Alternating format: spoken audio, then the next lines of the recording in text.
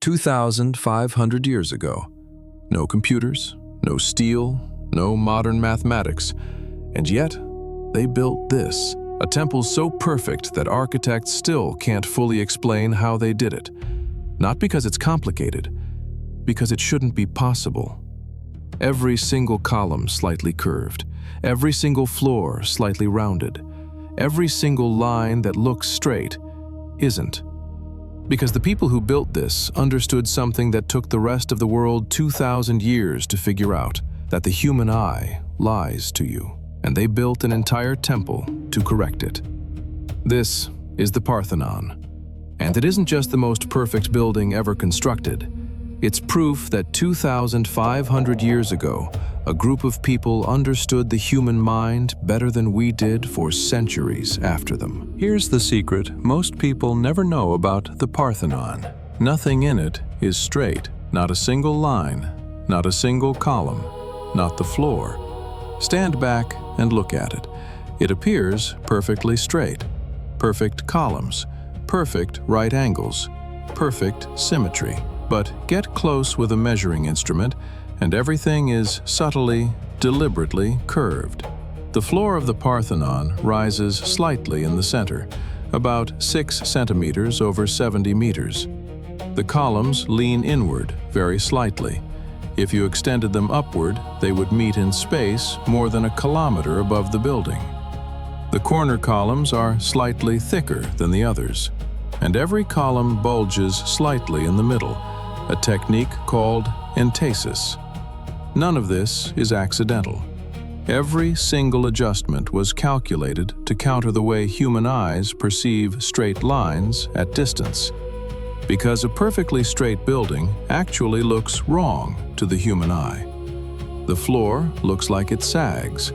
The columns look like they taper and lean outward. The whole structure looks unstable. So the ancient Greeks, 2,500 years ago, corrected for this. They built the optical illusions of straightness into a building that contains no straight lines. It took modern architects centuries to even notice, and they still can't fully explain how the Greeks calculated it without computers. The Parthenon was built in just 9 years, from 447 BC to 438 BC. 9 years for a structure that has survived 2,500 years. Think about that. The construction of Notre Dame took nearly 200 years. Cologne Cathedral took over 600 years. The Parthenon took 9. Every block of marble was cut from Mount Pentelicus, 16 kilometers away. Each block weighed up to 10 tons, and each one was cut so precisely that no mortar was needed. Just like Machu Picchu, just like Stonehenge. The stones hold each other through pure precision. Over 100,000 tons of marble, quarried, transported, lifted, and fitted in less than a decade. By hand. No machines, no engines. Just knowledge, skill, and an obsession with perfection that is almost impossible to understand. Here's where the story turns dark.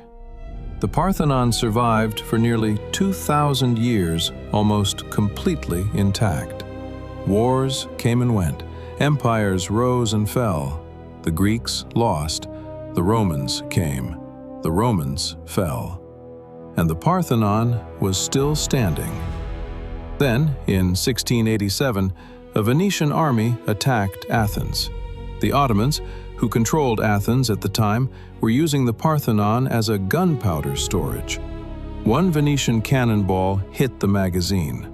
The explosion was catastrophic. The roof was blown off. The interior was destroyed. The central structure was shattered. The building that had survived 2,000 years was destroyed in a single second. But that wasn't the end of the damage. In the early 1800s, a British diplomat named Lord Elgin arrived in Athens and systematically removed half the surviving sculptures from the Parthenon. He shipped them to London. They are still there today, in the British Museum. Greece has been asking for them back for over 200 years. Britain has been saying no for over 200 years. Most people think the Parthenon was a temple. It was, but not in the way most people imagine. It wasn't a place where ordinary people came to worship. It was a house for a god. Specifically, Athena, the goddess of wisdom and war. Inside the Parthenon stood a statue of Athena that was 12 meters tall, made from gold and ivory. It no longer exists. The statue is gone. The gold was stripped. The ivory decayed. Everything that made the interior extraordinary vanished. But here's what's strange. The Parthenon was also a treasury. The entire Athenian Empire's wealth was stored inside. A temple, a bank, and a symbol of power, all in one building. Because to the ancient Greeks, religion, money, and political power were the same thing.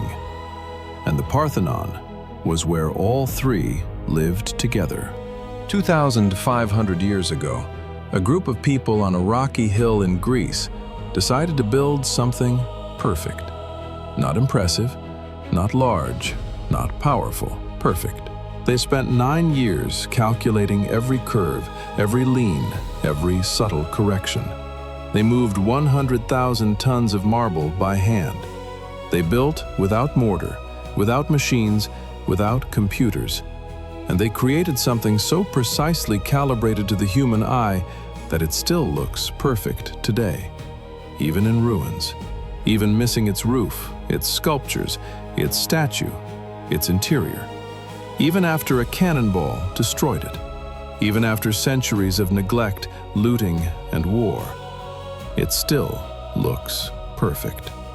Because perfection, built into the bones of something, doesn't disappear when the surface is damaged. The Parthenon isn't just ancient architecture. It's a 2,500-year-old argument that human beings, at their best, are capable of something extraordinary. That with enough knowledge, enough patience, and enough obsession with getting it right, you can build something that outlasts everything that tries to destroy it. Still standing, still perfect, still unexplained. Because the Parthenon isn't the only structure built on an impossible standard. There are others, each one a different civilization's answer to the same question. What does perfect look like? History doesn't disappear. It waits, buried, forgotten, until someone brings it back. This is Stone Reborn. If you want to see more lost worlds, more impossible structures brought back to life, subscribe and witness the resurrection.